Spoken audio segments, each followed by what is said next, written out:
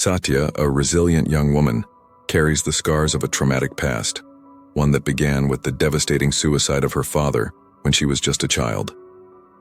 Shielding her younger brother, Ankur, from witnessing the tragedy, Satya assumes the role of both protector and caretaker. Orphaned at a young age, the siblings are taken in by their wealthy but emotionally detached relatives. Despite living in a luxurious home, Satya never forgets the burden of obligation that comes with their stay. She takes up the role of a house staff manager, learning the family's secrets and ensuring their survival in a world that views them as outsiders. Her fierce devotion to Ankur borders on paranoia, as she becomes the only constant in his life, fiercely guarding him against harm and ensuring he has a chance at a bright future.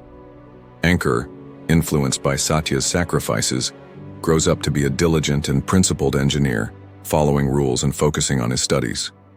In contrast, Satya's life revolves entirely around him, and she doesn't hesitate to challenge conventions or cross boundaries to ensure his well-being. Their relatively quiet existence is upended with the arrival of Kabir, the son of their relatives, a troubled young man with a history of drug addiction and academic failures.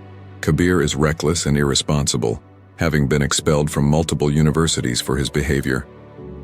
Satya regards him with suspicion and trepidation, but Ankur, seeking friendship and connection, quickly forms a bond with him. Despite her unease, Satya refrains from intervening directly, focusing instead on watching over her brother from a distance. Ankur's professional ambitions take a promising turn when Kabir's father offers to sponsor his innovative software project. Kabir's father hopes that the partnership with Ankur will reform his son and give him a sense of direction. The sponsorship results in Ankur and Kabir being sent on a business trip to Hanshidao, a fictional country known for its strict laws and a volatile political climate marked by revolution. Unbeknownst to the two young men, Hanshidao enforces a zero-tolerance policy on drugs, with the harshest penalty being death by electrocution. While Ankur immerses himself in work, Kabir's carefree attitude leads them to social gatherings and parties. At one such event, Kabir secretly purchases drugs, unaware of the life-altering consequences awaiting them. Their lives take a dramatic turn when they are arrested for drug possession. Ankur, completely unaware of Kabir's actions, is shocked by the accusations. In custody, he calls Satya, pleading for her help and revealing the truth about Kabir's involvement. Satya, well-versed in her uncle's manipulative nature, realizes that he would go to any lengths to save his son, even at the expense of Ankur's life. Her fears are confirmed when a lawyer, appointed by Kabir's father, convinces Ankur to take responsibility for the drugs, falsely promising that he would only serve a brief 3-month sentence. What Ankur doesn't know is that his confession will ultimately lead to his execution. Distraught but determined, Satya resolves to rescue her brother. She burns down her uncle's office in an act of defiance before setting out for Hanshidao. Upon arrival, she faces a complex and unforgiving legal system. Meanwhile, in prison, Ankur struggles to adapt but soon befriends 3 inmates, Tony, Chandan, and Bhatia's son, who have also been wrongfully accused. The harsh conditions and corrupt prison administration push Ankur to his limits, but his unwavering sense of justice earns him the ire of the warden. This hostility, however, has a silver lining, as it strengthens Ankur's bond with his fellow inmates, who are secretly planning an escape through the prison's sewage system. As Satya navigates the treacherous political and legal landscape of Hanshidao, she enlists the help of 2 unlikely allies.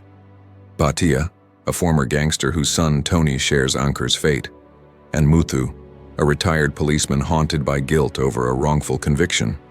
Initially reluctant, Muthu agrees to help after Satya's relentless persuasion. Together they devise a meticulous plan to break Ankur and the others out during a local festival, a day when the city's focus shifts, and crimes are believed to halt in respect for spiritual traditions. Unbeknownst to Satya, Ankur and his friends are simultaneously plotting their escape by poisoning their food to gain access to the infirmary. The clash of these plans draws the warden's attention, leading to the boys' capture and their execution date being moved forward. This development pushes Satya to take more drastic measures.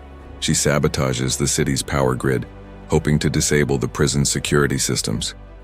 However, the prison's backup generators render her efforts futile. A heated confrontation with Muthu over her increasingly reckless actions ends in tragedy when Satya accidentally kills him. Despite this setback, she refuses to give up and resorts to explosives, creating chaos within the prison and triggering a massive jailbreak. As the prisoners flood the corridors amid the power outage, the escape plan becomes a race against time. Bhatia sacrifices himself to protect the group, while Satya manages to lead Ankur and his friends to safety. They flee the island by boat, posing as aid workers with Doctors Without Borders. However, their ordeal is far from over as they are pursued by the prison guards, led by the ruthless warden. Just when it seems their escape is doomed, Malaysian authorities, acting on Muthu's earlier arrangement, intervene and kill the warden, allowing Satya and the boys to return to India. Back home, Satya and Ankur visit the house where they last saw their parents, confronting their painful memories and the sacrifices that defined their journey. Satya, having fought against all odds to protect her brother, reflects on the lengths she was willing to go and the personal cost of her actions. Though victorious, her triumph is bittersweet, marked by the haunting realization of the price paid for their freedom.